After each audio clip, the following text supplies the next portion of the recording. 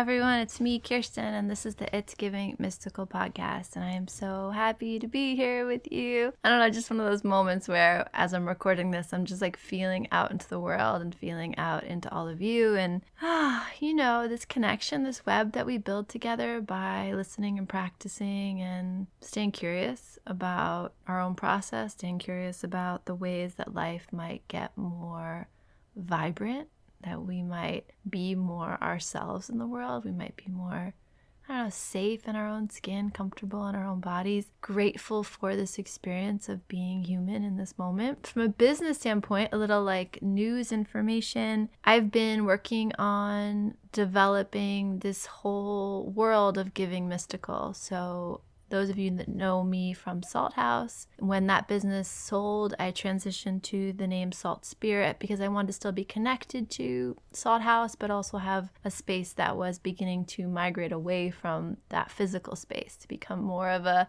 ephemeral, virtual, and also actual space. And I sat with that for a little while. It was probably a year or so that I was with that. It was a little bit mysterious, a little bit vague, hard to spell, and everyone's like, "What are you doing?" And I'm like, "I'm just chilling for a minute." As I was chilling for a minute, I figured out what I want to do next. And that's going to be to develop more long-form programs, more trainings to help people take the stuff that we do here with the tarot, take the stuff that we do together in Women's Circle and Moon Circle and in my private work, and expand that, offer that to more people. I have a great team that's helping me do that. And so I'm just mentioning that here because if this is something that you would like, I know I have people who ask me to teach tarot, ask me, what other ways they can get involved with, not even like me, but this work, this perspective, this medicine. I really do believe that. Like, I'm so grateful to be here with you, but I do believe I'm just offering a medicine that is vibrant and alive and has its own agenda, its own magic, and hopefully I can be a doorway into that or a guide with you in that. But the medicine is the medicine is the medicine. Part of its work in the world is to liberate your medicine, is to let you become the strongest, most vital version of yourself. The work I hope to do in my own life is to do that for me as not only like, why not? How else could I choose to live? But also as an example and as a guide for how that's possible, what is possible. So I say all that because the space I'm developing is going to be called Giving Mystical. And one of the first things I'm going to launch is a Fool's Journey, which is going to be a tarot class. It'll be about 9 weeks and it will launch definitely by the fall, but I'm actually hoping to get a cohort up and running in the summer. So I'll let you know more about that. But in the meantime, I've been developing these tools and some like webinars and stuff like that. And if you want to learn more about that, hear more about that, I invite you to go over to the website givingmystical.com and sign up for like the early notification list so that you can hear what's up. And I really am trying to offer this in a way that's attainable for many, many people. So if it's something that you want to hear more about or curious about, I would love to have you join me there and have us build that community into a place that, just like I was saying about this idea of the medicine, your medicine, my medicine, the idea of a community that is its own medicine. It feels really true and exciting for me. And, I'm not a great saleswoman. I don't love selling my work. I don't love selling this. I'm a projector, human design wise. So I have that whole like wait for the invitation thing going on. And I kind of believe that. But what I realize is that it's great if I can make a business out of this, but I'm doing this because it's what I love to do. And I'm doing this because it's where I'm supposed to be. And if that resonates with you and if that will serve you in any way, then please come join me there. Okay, that's my little sales pitch. And I say all that because it has not been easy. I don't know what the eclipse was like for you. Like life is ever so easy, but we definitely have easier moments and more challenging ones. For me, the energy around the eclipse was super chaotic. There was just so much passion and movement and I would say healing taking place. You really could feel that drastic momentum. Yeah, intense momentum of what was happening in that eclipse space. It really was here to transform things. And I hope that feels good to you. I hope that feels right to you. You feel stronger for that transformation. But it was a lot of energy and it was passionate and confusing and hard to articulate. That Page of Swords energy around either realizing the old story that you were stuck in and or probably simultaneously having new sensations, new perspectives, new insight that you would like to articulate, maybe like to communicate to the people in your life, or maybe like to even communicate to yourself, and really struggling to find a way to get clear about that, to kind of bring that into thought form, bring that into word form. So all of that was happening. I felt that energy quite potently in my own life, quite potently in the people around me, the people that I love and care for. And the card I pulled for us this week is the Star, which feels right on time. The Star is the card that comes after the Tower. The Tower and the eclipse are very tied together. The medicine of Tower is very similar to the medicine of the eclipse, and the transformation, the suddenness, the unexpectedness, the out of controlness of the Tower is similar to the energy of the eclipse. A lot of people look at the Tower card in tarot and they think, oh, no, thank you. No, thank you. I will take something else from the deck, please. Because it's so out of your hands, and it's going to take down the walls, the barriers that you've built that no longer serve you. And I want you to think about this in relation to the Page of Swords we just talked about, in relation to the old stories. We really do get stuck in our story. We get stuck in, especially when we're stuck, right? Especially when something is not working. One of the ways we double down, one of the ways we keep ourselves safe is we kind of nest into that story. We're like, well, this is the way it is, and this is the way they are, and this is the way the world is. And so I'll just sit here and tell myself how true that is. And while that might be a valid response, the same way that sometimes curling up into the fetal position is a valid response, sometimes collapsing is a valid response. There's nothing wrong under the sun, right? There's no response wrong under the sun. There is a way in which the response, so that instinct to curl, the instinct to nest into your story, the instinct to do whatever, the collapse, like those instincts, that's right.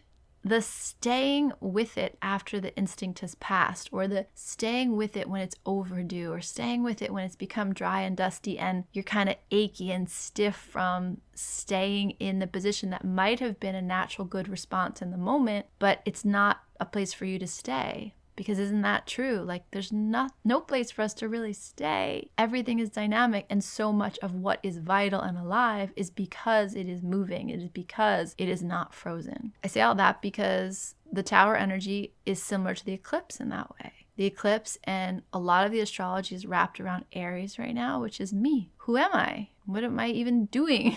What do I want? What's my story? What are my strengths? What's my power? All of that. All of that is wrapped up. And so when the eclipse washes in, the eclipse rolls through our space, there's a way in which it's shining light on the darkness, shining light on the shadows in that space, and saying to us, is this working for you anymore? And if it's not working for you, and even if you kind of shake your head and say, yeah, it's fine, the eclipse is like, no. It's dry, it's dusty, it's out of here. The reason I'm so happy the Star shows up is because that's such a validation of it's okay. Whatever you're experiencing, wherever you're feeling that crumbling, that shifting, that recalibration, that sense of what do I do now? The Star is like, I'm here. Don't worry. That came down for a reason. That was said for a reason. That was hard and challenging and uncomfortable for a reason. And now, rest. The Star is the most healing card in the deck. It is the beautiful energy of the world of love opening its door to you, its arms to you, and wrapping you and folding you in that energy and saying, I got you, baby one. I got you. And please just rest here. And you are perfect. And what do you need? And how about a warm bath? And would you like a cup of tea? And let me rub your feet. And let me brush your hair. Like, it's such gentle, loving energy. And I just wish that for you. I wish that for me. I wish that for the whole world. Oh, as I say that, my heart, breaks for the world. It sounds cheesy and cliche. And does that even mean anything, Kirsten? I don't know. But I feel when I say that, I ache for the people that are physically suffering. Many of us are struggling on lots of levels. And I don't mean to minimize that or make that better or worse, because there's no point in creating a hierarchy around the human condition. But there is a way in which some people have more ease in their life, more pleasure. And I would say to you, if that's you, enjoy that. Don't take that for granted. Don't miss the fact that that is a gift. The Star energy, what I feel is that it not only is something that is coming in for us individually, but I really do hope it's something that's coming in for the world. I hope there's a pause and a breath and an ease and a comfort that is coming for all of us. And that's the energy of the star. The last thing I'll say about that is,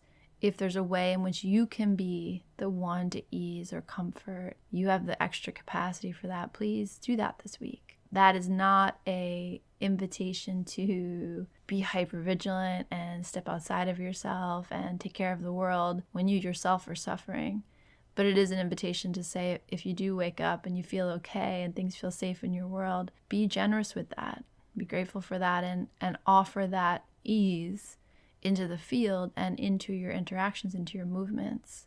Again, like, don't underestimate the power of your integrity, the power of your centeredness on the world, like on other people.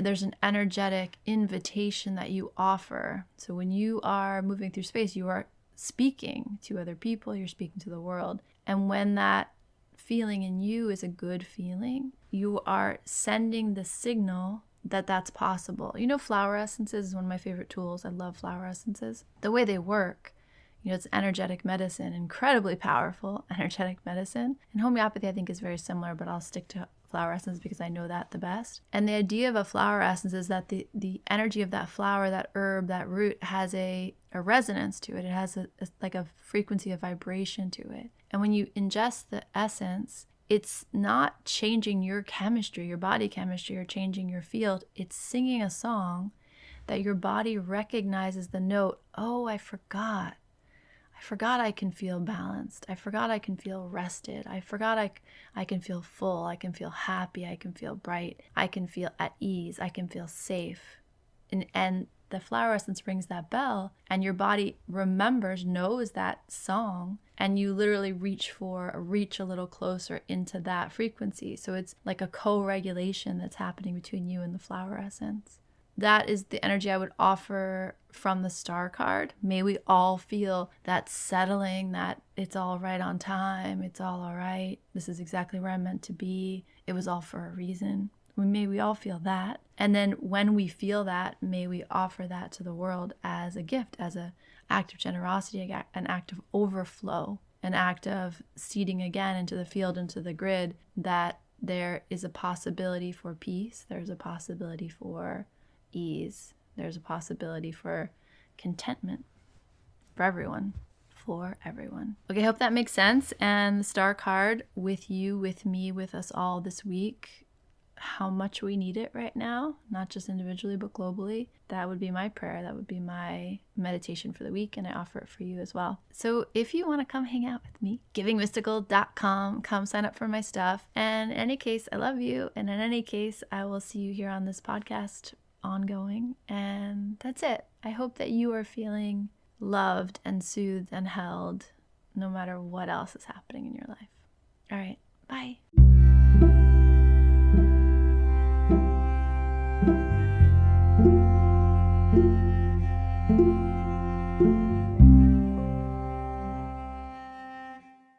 It's giving everything is sacred. It's giving art. It's giving light you up and turn you on and set you free. It's giving curiosity. It's giving freedom. It's giving love.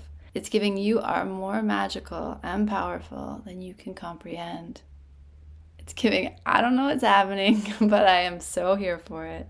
It's giving you are pure potential. It's giving mystical.